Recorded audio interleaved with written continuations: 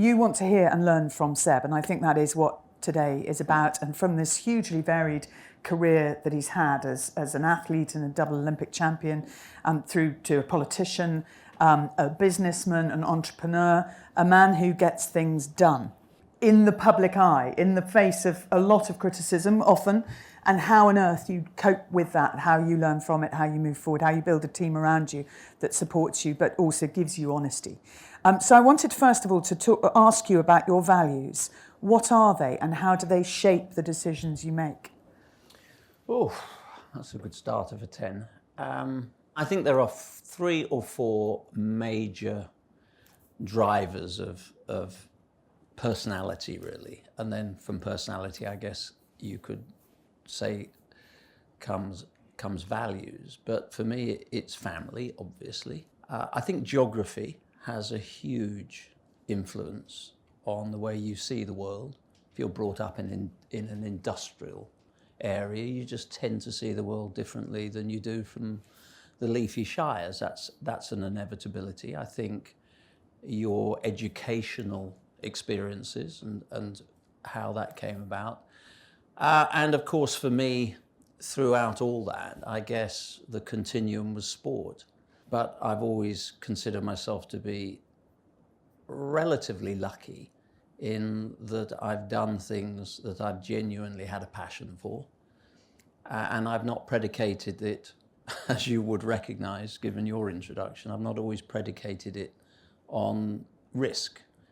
You know, I wouldn't have become a member of parliament in 92 at the fag end of what was turning out to be a poor government if I'd thought that I was sort of thinking long term. I'd have probably sat that one out. I certainly wouldn't have taken the bid in 2004 when we were looking sort of second or third best, yeah. Fourth or fourth fifth, best, really, out of 5 cities. Yeah. And I was laughing the other day with William Hague, who is, you know, I worked for William for many years, and he's a very good friend of mine.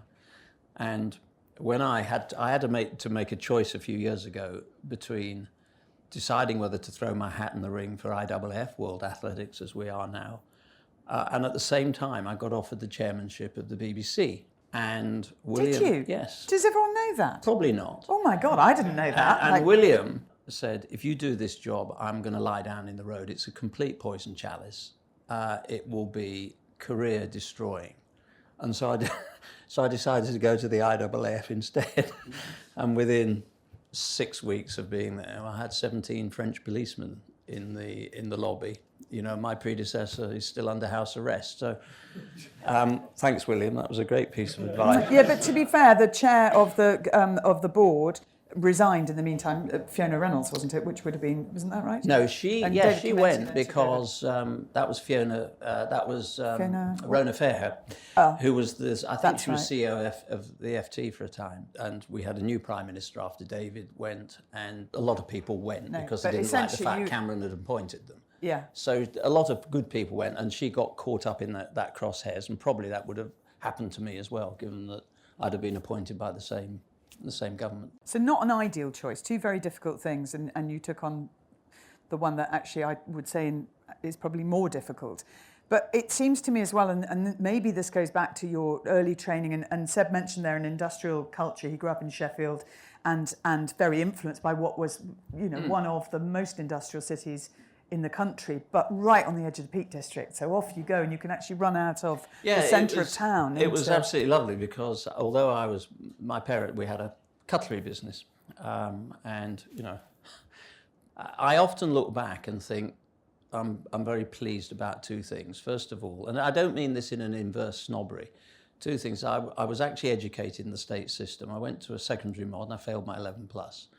I then sort of gathered the knitting together and ended up, you know, academically okay. And I was brought up in inner city Sheffield in the 70s. And so my views are not classically, I'm not a classic Tory. But just going back, you were reluctant to sort of define your values, but if I can suggest one, I think independent thought has always been, you've always thought differently. You don't go with the herd. Your father was massively influential through your athletics career and I suspect right up until his death in 2008. Yes. And that strength of personality, that willingness to go against the tide, would be almost number one of your values, would it not? If you were forced to define. Yes, I agree. I have done that. I don't know that. Yes, that may be a value. I don't know I'd define it as that.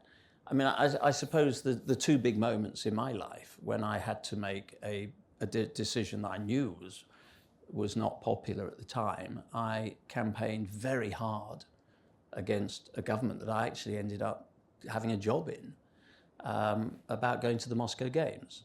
I could see no reason why, if your neighbours are setting your house on fire, a meaningless response is to stop your kids playing with their kids. And it was a hypocritical set of values, because the same week we were being told not to go, BP was signing a big oil contract and the Bolshoi Ballet were over here. So it sort of didn't. And the next one was for very different reasons. And that very nearly cost me my political career, because for very different reasons, I chose not to compete in South Africa because of the unnatural state of that nation at the time. And well, I decided not to compete, and then I was quite outspoken about a rebel tour that took place, because I was then vice chairman of the Sports Council, and we were piecing together the stuff around Gleneagles to get sport back into a sensible position. And the party tried to deselect me for the constituency, which was an interesting observation. So I've never really been much bothered by those externalities. If I think if it's the right thing to do, then it's the right thing to do, and sometimes you pay a bit of a price for that in terms of popularity, but get a dog, as they say.